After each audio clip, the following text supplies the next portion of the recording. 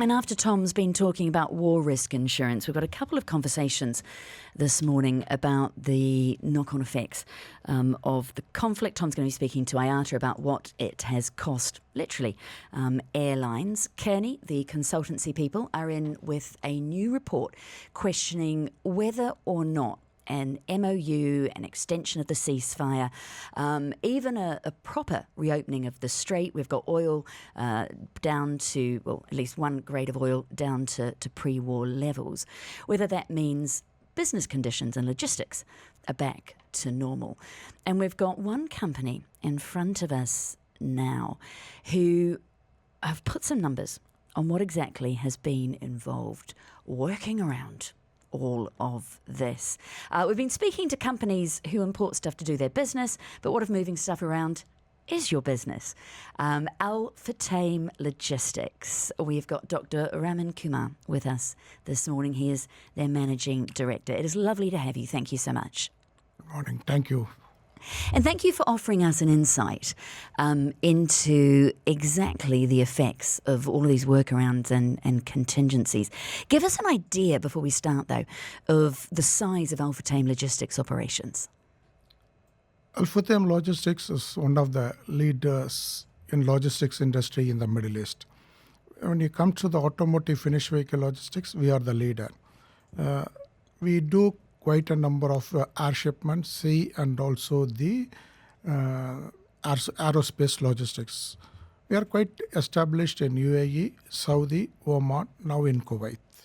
Give me an idea of the kind of volumes that you would be moving around. If you are talking about the finished vehicle logistics, we will be doing around 180,000 to 200,000. And then when you look at the volume of container, it will be around 30 to 40,000 containers in a year. So everyone's logistics and supply chains are scrambled by what we have seen happening, mainly with the closure of the Strait of Hormuz. What kind of contingency plans did you have to put in play? The current situation, resilience is not an option. It is the key core of any of the businesses concerned. What we have done, we reactivated or we activated our business continuity and the resilience. So what happened, we are able to meet the demand of the market by 80% of what the supply chain which was there. And 58% of the upper Gulf, we have been handling the supply chain logistics. If you look at overall in the last 4 months, we are able to activate ourselves in a end-to-end supply chain, not only to the UAE market, even we are able to support the upper Gulf region. What did you have to do for that in terms of changing ports, reactivating ports that you wouldn't normally use or had used before? Tell me what physically changed.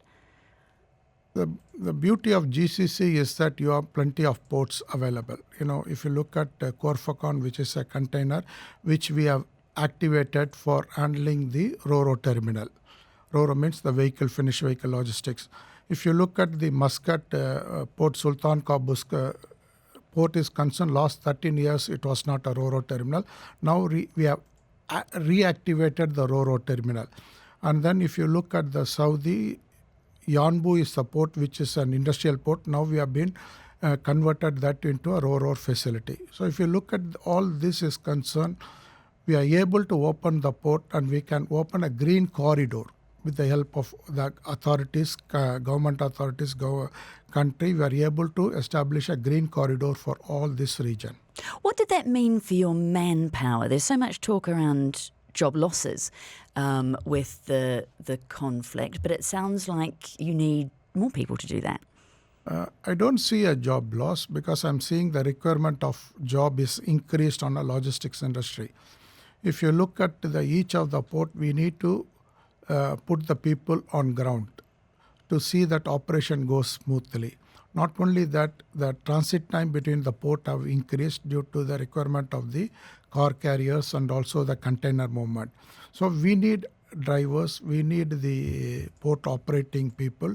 there is an increase in the number of people. We've created a project team and we have increased our manpower and we have put it in each of the port for a smooth operation.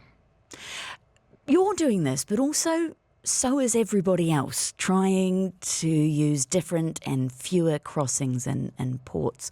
What does that mean for things like transit times? If you look at, definitely at the border, there are congestion. So you look into that.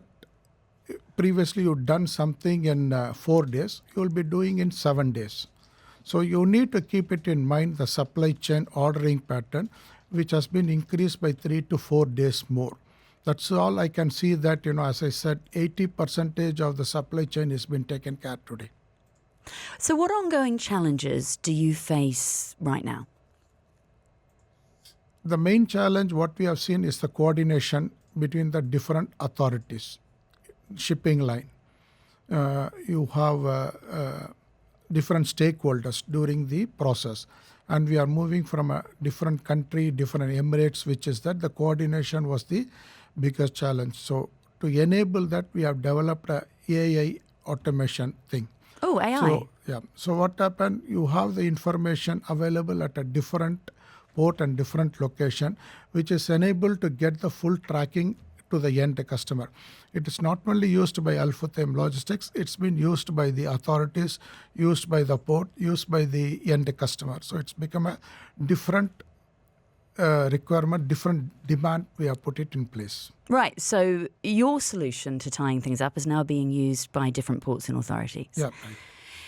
If the strait opened fully tomorrow, and we know that there are tankers going through, but largely oil tankers, container ships are a little bit further down the priority chain, how much time would it take for your operations to get back to normal? If you look, even at a strait is getting open, if you read the current today's news is that, DP World is getting ready to handle the increased volume. But the business will have an option, we need to keep the option B, where the different port is needed to be operated. It may take a couple of months more to get the whole thing on a normal situation. I say back to normal, but would you go back to the old normal, or would you keep a lot of what you've put in place, particularly around those different ports, those eastern ports? Would you keep that as part of your new normal? It is part of our operation is concerned. We do look at the increase in the volume because there is a demand. Today your supply is not fully met, so there will be demand. We have to look at the current available port and also for the future demand it's concerned. Thank you so much for joining us and running us through that this morning. Dr. Raman Kumar, who has been working with logistics with Al-Futtaim for more than 3 decades, sharing his experience with us this morning, the Al-Futtaim Logistics Managing Director. We appreciate your time. Thank you very much. Thank you.